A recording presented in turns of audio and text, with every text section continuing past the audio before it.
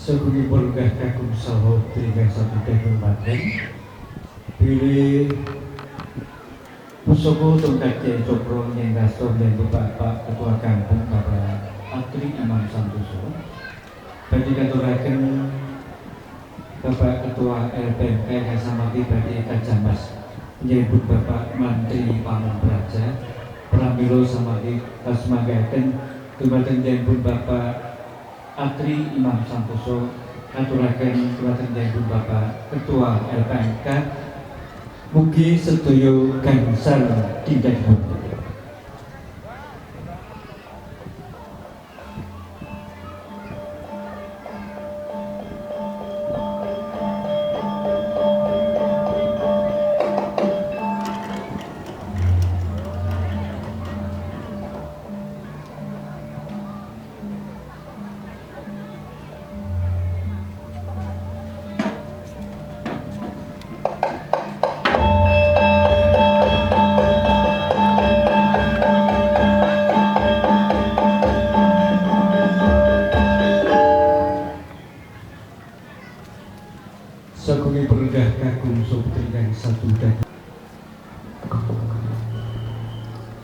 Assalamualaikum warahmatullahi wabarakatuh. Salam sejahtera, Shalom, Om Swastiastu, Namo Buddhaya, Rahayu. Lillahi syafa'ati Sayyidina Rasulillah lahul Fatihah.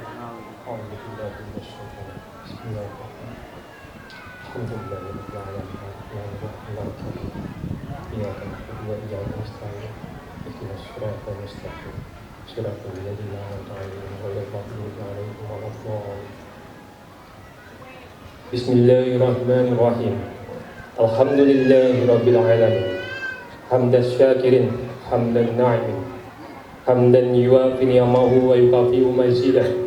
Ya Rabbana lakal hamd kama yanbaghi li jalali wajhika wa 'azimi sultanik. Allahumma ighfir lana dhunubana ya Ghaffar. Allahumma dhunubana ya Ghaffar. Kanthi nyebat asma dalam Gusti Allah ingkang maha miraksa maha asih, ingkang tansah paring rahmat dumateng kula panjenengan sami pramila puja puji syukur tansah konjuk dumateng panjenengan satemah saged sami rawuh wonten adicara jamasan pusaka tongkat Kyai Cokro Pusaka Kampung Budaya Tegalrejo. Salebetipun kanthi kawatenan rahayu boten wonten kekirangan satunggal punapa. Duh Gusti Allah ingkang Maha Agung, Minangka kita sawanten ingkang serangan sami makempal wonten ing sasana museum Diponegoro menika. Rumaosi bilih boten wonten kegiatan sakalangkung kiat kejawi namung panjenengan. Pramila namung dumateng panjenengan kula pangembah nyuwun pitedah lan pitulungan supados adicara jalmasan pusaka samangke saged lumampah kanthi lancar. Boten wonten suhu berdosa unggal menapa wiwit purwa madya dumugi wasana. Duh Gusti ingkang maha wicaksana, kersa ngabulaken donga saha panyuwun kula menika. Rabbana atina fid dunya hasanah wa fil akhirati hasanah wa qina adzabannar. Subhana rabbika rabbil izzati amma yasifun wa salamun alal mursalin walhamdulillahi rabbil alamin. Assalamualaikum warahmatullahi wabarakatuh. Salam shalom, Om Swastiastu, Namo Buddhaya. Kalajengaken wawasan sinopsis pusaka tongkat Kyai Cokro bilih polengah tasih wonten ingkang pono tab pusaka tongkat Kyai.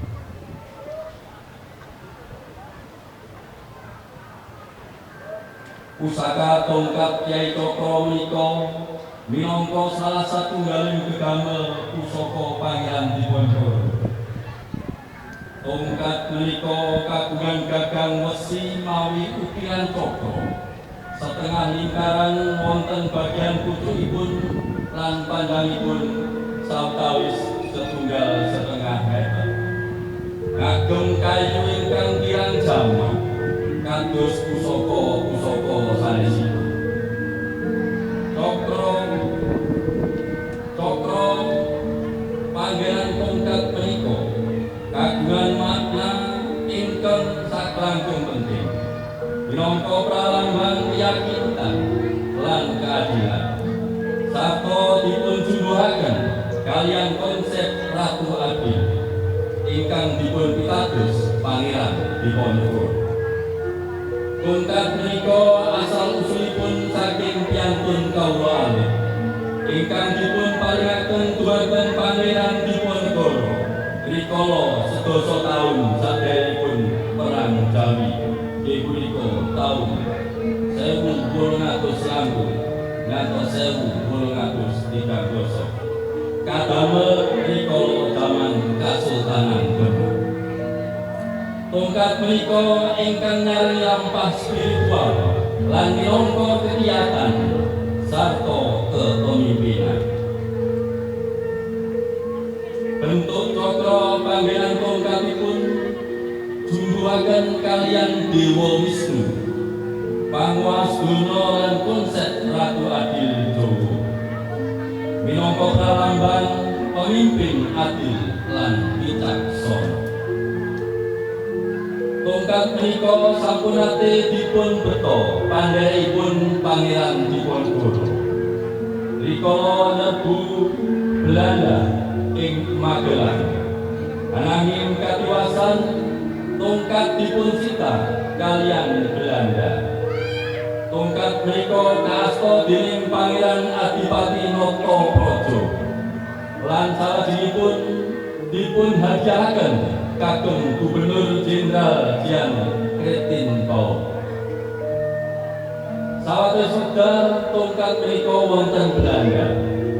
Tongkat dipun kunduraken dhateng Indonesia taun 2011 kaliyan putra keturunanipun Paul ingkang salajengipun minangka koleksi Museum Nasional.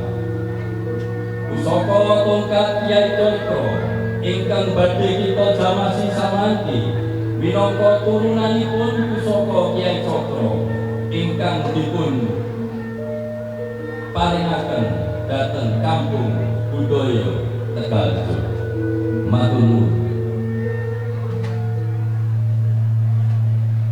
Joko Haryanto kaliyan pun Bapak Sugiyato lan nun sewu dumateng para paparazzi utawi kameramen diundang penggalih bilih samangke anggenipun mendhet gambar sampun wonten iring-ilen sak putihipun tongkat pusaka Kyai Cokro. kasmanggaken ugi dumateng purun gasami ngeningaken raos sebatas lampahing jamasan pusaka tungkat Kyai Cokro saged lumampah kanthi rancak kalis ing sambikon. Kasmanggaken dumateng Dinten Bapak Mantri Pamraja Wedal Sosasana kalaturaken sakabeh semoga.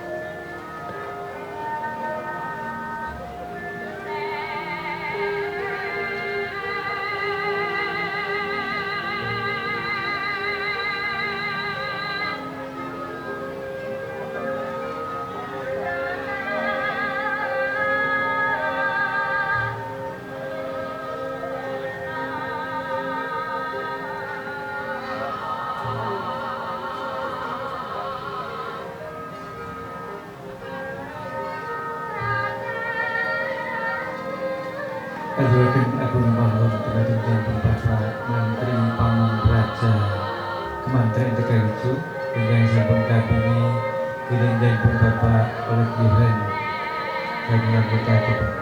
aturaken sugeng rawuh dumateng Bapak Fajar anggota DPRD Kota Jakarta yang sampun suku bareng rawuh wonten ing kalih sabaripun nami samangki jamasan pusaka tungkat Kyai Cokro ingkang samangki badhe dipun kirataken kaliyan sedaya warga ing kampung budaya Tegalrejo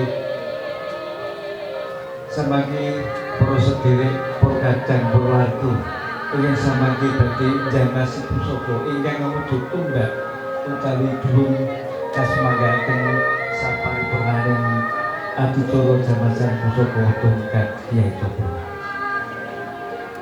Sabening pengunggah kakung supetri ingkang sadaya hormatan nuwun sewu boten ngirangi kamardikan